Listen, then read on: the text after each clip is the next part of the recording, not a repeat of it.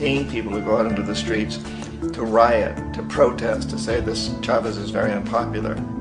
You know, if you can get a few thousand people to do that, television can make it look like it's the whole country, and things start to mushroom.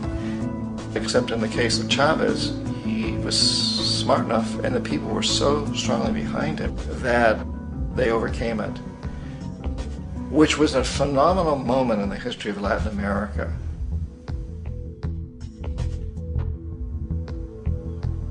Iraq actually is a perfect example of the way the whole system works. So we economic hitmen are the first line of defense. We go in and we try to corrupt governments and get them to accept these huge loans, which we then use as leverage to basically own them.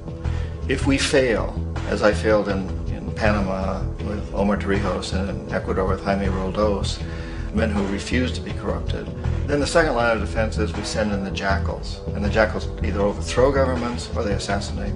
And once that happens and a new government comes in, and boy, it's going to toe the line, because the new president knows what will happen if he doesn't.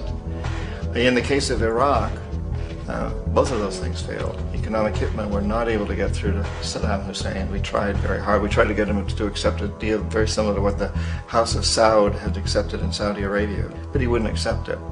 And so the jackals went in to take him out. They couldn't do it. His security was very good. After all, he had one time worked for the CIA. He'd been hired to assassinate a former president of Iraq and failed, but he knew the system. So in '91 we send in the troops and we take out the Iraqi military. So we assume at that point that Saddam Hussein is going to come around. We could have taken him out, of course, at that time, but we didn't want to. He's the kind of strong man we like. He controls his people. We thought he could control the Kurds and keep the Iranians in their border and keep pumping oil for us. And then once we took out his military, now he's going to come around. So the economic hitmen go back in the 90s without success. If they'd had success, he'd still be running the country. We'd be selling him all the fighter jets he wants and everything else he wants. But they couldn't. They didn't have success. The jackals couldn't take him out again. So we sent the military in once again, and this time we did the complete job and took him out, and in the process created for ourselves some very, very lucrative construction deals. We had to reconstruct a country that we essentially destroyed, which is a pretty good deal if you own construction companies, big ones. So, you know, Iraq shows the three stages. The economic hitmen failed there, the jackals failed there, and as a final measure, the military goes in. And in that way, we've really created an empire, but we've done it very, very subtly. It's clandestine. All the empires of the past were built on the military, and everybody knew they were building them. So that the British knew they were building them, the French, the Germans, the Romans, the Greeks, and they were proud of it. And they always had some excuse, like spreading civilization, spreading some religion, something like that. But they knew they were doing it. We don't. The majority of the people in the United States have no idea that we're living off the benefits of a clandestine empire, that today there's more slavery in the world than ever before. And then you have to ask yourself, well, if it's an empire, then who's the emperor? Obviously, our presidents of the United States are not emperors. An emperor is someone who's not elected, doesn't serve a limited term, and doesn't report to anyone, essentially. So you can't classify our presidents that way. But we do have what I consider to be the equivalent of the emperor, and it's what I call the corpotocracy.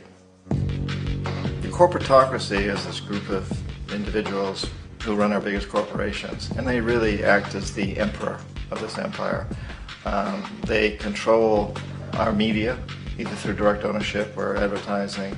They control most of our politicians because they finance their campaigns, either through their corporations or through personal contributions that come out of the corporations. They're not elected, they don't serve a limited term, they don't report to anybody. And at the very top of the corporatocracy, you really can't tell whether a person's working for a private corporation or the government because they're always moving back and forth. So, you know, you've got a guy who one moment is the president of a big construction company like Halliburton, and the next moment he's vice president of the United States, or the president who is in the oil business. And this is true whether you've got Democrats or Republicans in the office. You have them moving back and forth through the revolving door. And in a way, our government is invisible a lot of the time, and its policies are carried out by our corporations on one level or another. And then again, the policies of the government are basically forged by the corpotocracy and then presented to the government. They become government policy. So it's an incredibly cozy relationship.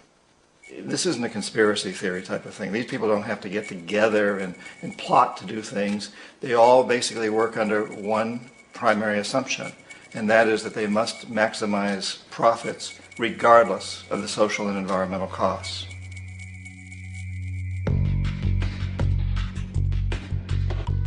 This process of manipulation by the corporatocracy through the use of debt, bribery, and political overthrow is called globalization.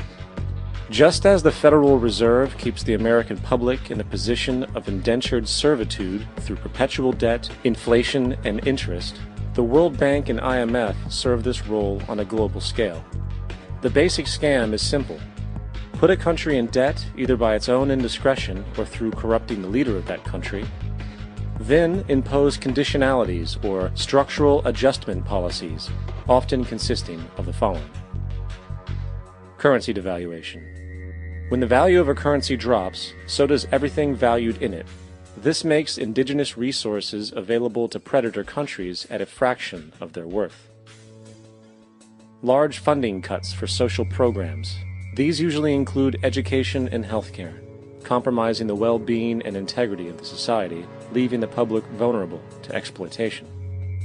Privatization of state-owned enterprises. This means that socially important systems can be purchased and regulated by foreign corporations for profit. For example, in 1999, the World Bank insisted that the Bolivian government sell the public water system of its third largest city to a subsidy of the U.S. corporation Bechtel.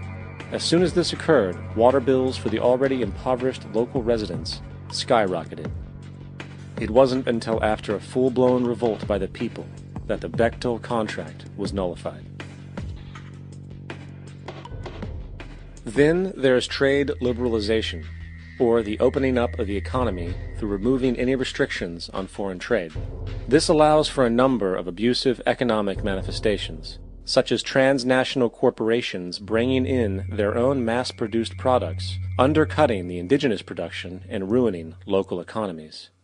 An example is Jamaica, which, after accepting loans and conditionalities from the World Bank, lost its largest cash crop markets due to competition with Western imports. Today, countless farmers are out of work, for they are unable to compete with the large corporations.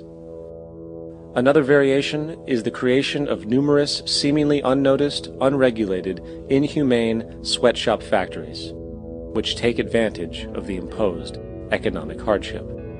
Additionally, due to production deregulation, environmental destruction is perpetual, as a country's resources are often exploited by the indifferent corporations while outputting large amounts of deliberate pollution. The largest environmental lawsuit in the history of the world today is being brought on behalf of 30,000 Ecuadorian Amazonian people against Texaco, which is now owned by Chevron. So today it's against Chevron, but for activities conducted by Texaco. Estimated to be more than 18 times what the Exxon Valdez dumped into the coast of Alaska. In the case of Ecuador, it wasn't an accident. The oil companies did it intentionally. They knew they were doing it to save money out there rather than arranging for proper disposal. Furthermore, a cursory glance at the performance record of the World Bank reveals that the institution, which publicly claims to help poor countries develop and alleviate poverty, has done nothing but increase poverty and the wealth gap, while corporate profits soar. In 1960, the income gap between the fifth of the world's people in the richest countries versus the fifth in the poorest countries was 30 to 1. By 1998, it was 74 to 1. While global GNP rose 40% between 1970 and 1985, those in poverty actually increased by 17%.